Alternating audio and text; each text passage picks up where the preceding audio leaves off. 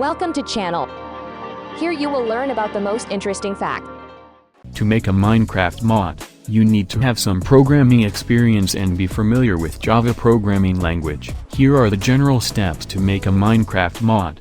1. Set up the development environment, download and install a Java Development Kit, JDK, and an integrated development environment, IDE, such as Eclipse or IntelliJ IDEA.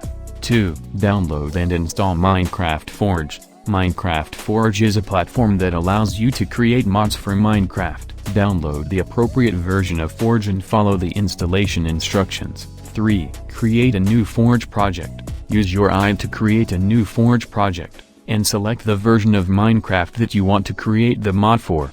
4. Write the code. Write the code for your mod using Java, taking advantage of the tools and classes provided by Forge. 5. Test the mod. Test your mod in Minecraft to see how it works and make any necessary adjustments. 6. Package the mod. Package your mod into a jar file, which is the file format that Minecraft mods use. 7. Install the mod. Install the mod in Minecraft by copying the jar file into the Minecraft mods folder. 8. Play and enjoy. Start Minecraft and enjoy your new mod. Be sure to subscribe to support our channel.